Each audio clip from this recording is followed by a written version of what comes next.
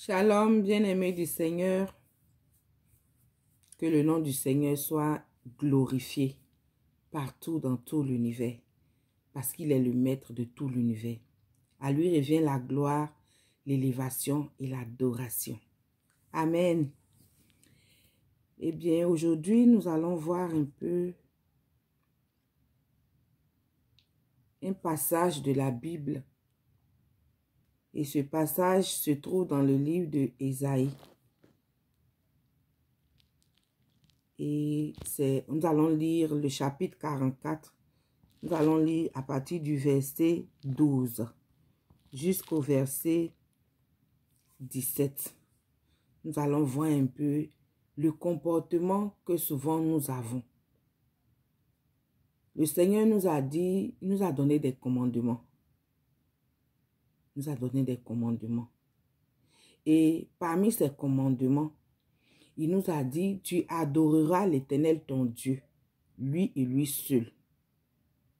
Et nous allons voir un peu le comportement que souvent nous les hommes, nous avons, qui attristent Dieu, qui met Dieu en colère. Qui met Dieu en colère. Nous allons lire. Le forgeron découpe un morceau de métal. Il le travaille à chaud, lui donne une forme au marteau. Il y met toute son énergie, mais le travail lui donne faim. Le voilà sans force. S'il oublie de boire un peu d'eau, le voilà épuisé. Quant au sculpteur sur bois, il prend ses mesures au cordeau, trace le contour à la craie, travaille la pièce au ciseau et l'arrondit à la lime.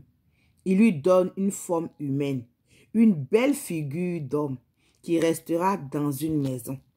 On réserve un cèdre à couper. On choisit un chêne ou un térébinthe. On le laisse grandir parmi les arbres de la forêt. Ou bien on plante un pin. La pluie le fera pousser.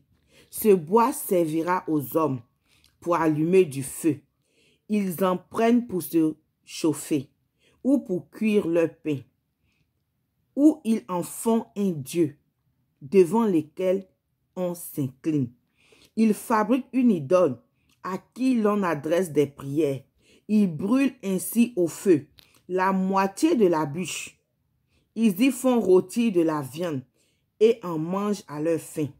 Ou encore ils se chauffent en s'exclamant « Ah, je me réchauffe, quel plaisir de voir le feu !» Avec l'autre moitié de la bûche, ils se fabriquent un dieu. Ils se font une idole. Ils s'inclinent devant elle et lui adressent cette prière. « Tu es mon Dieu, délivre-moi. » Amen. Bien-aimés, ça c'est le comportement que nous avons. C'est-à-dire qu'un même bois, on le prend, on le coupe, on en fait du feu pour cuire les aliments, pour les manger. Et l'autre moitié de ce même bois qui a servi à nous réchauffer, on l'utilise et on se fabrique un dieu. On se fabrique un dieu devant lequel on se prosterne et on crie à lui pour qu'il nous sauve. Bien-aimé, bien-aimé,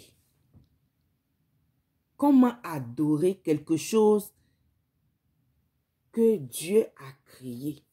Parce que l'arbre a été planté et l'arbre a été, l'arbre a reçu l'approbation de Dieu pour qu'il puisse, comment je vais dire, d'un petit arbuste qu'il était, c'est par la pluie, c'est par l'approbation de Dieu que cet arbre-là devient grand et qu'on peut l'utiliser. Soit il donne des fruits pour qu'on puisse en manger et cet arbre aussi peut servir à fabriquer des meubles, comment je peux dire ça, à cuire des aliments, à faire toutes sortes d'affaires.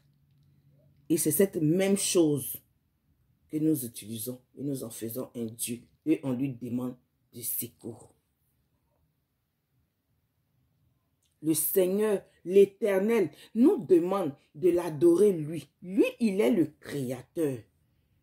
Il est celui qui a fait le ciel et la terre. La Bible dit qu'au commencement, Dieu créa le ciel et la terre. Vous pouvez trouver ça dans Genèse, à partir du chapitre 1. Bien-aimés, nous allons encore lire un autre texte pour voir entre le Dieu que nous nous faisons et l'Éternel Dieu, qui est celui qui répond. Nous allons aller dans le livre de 1 roi. 1 roi, nous allons lire le chapitre 18. Nous allons lire, on va lire les versets, mais parce que c'est quand même une histoire longue et je vous invite à aller vraiment la lire. Ça commence à partir du, on va dire, du chapitre 18. Et c'est vraiment une très belle histoire de ce qui s'est réellement passé dans l'ancien temps. Donc, je vous invite à aller lire. Mais nous allons lire aujourd'hui, nous allons lire ici à partir du verset 21. On va essayer de sauter certains versets. Et je lis. Élie s'avança devant tout le peuple et dit, « Quand cesserez-vous de pencher tantôt d'un côté, tantôt de l'autre, ou bien c'est le Seigneur qui est le vrai Dieu, et alors rendez un culte au Seigneur, ou bien c'est Baal qui est le vrai Dieu, et alors rendez un culte à Baal. Baal aussi, c'est un Dieu que l'homme s'est fait. C'est une statue que l'homme a adorée.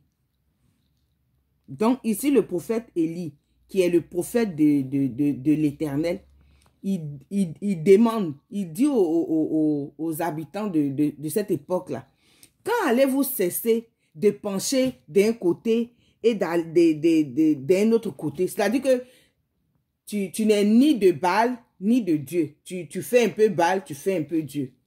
Et ça, c'est ce qui se passe aujourd'hui encore. On va à l'église, on se dit qu'on est chrétien, mais on a encore des pratiques qui n'honorent pas Dieu. On a encore des adorations que nous faisons. On a encore des choses auxquelles nous sommes attachés. Et ces choses-là représentent pour nous des dieux. Nous allons voir quelle est la suite de ce qui s'est passé. On va lire le verset 38. Le Seigneur fit alors descendre du feu qui brûla le sacrifice, le bois, les pierres et la poussière, et qui fit évaporer l'eau du fossé.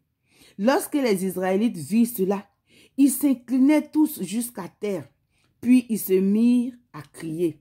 C'est le Seigneur qui est le vrai Dieu. C'est le Seigneur qui est le vrai Dieu. Amen. Parce que c'est le Seigneur qui a répondu. Je vais résumer un peu l'histoire. Ils avaient décidé, Élie avait décidé que si c'est l'Éternel qui est Dieu, tout le monde allait maintenant servir l'Éternel. Ou si c'est Baal qui est Dieu. C'est-à-dire que le Dieu qui répond, c'est celui qu'on doit adorer. Et c'est le Dieu tout-puissant. C'est le Seigneur, l'Éternel. C'est lui qui a répondu. Parce que c'est lui qui répond. Bien-aimé, peut-être que tu l'as fait, tu ne savais pas. On ne peut pas suivre 2 lièvres à la fois. Tu dois faire un choix. Choisis de suivre l'Éternel Dieu, celui qui t'a créé, celui qui a fait toutes choses. Amen.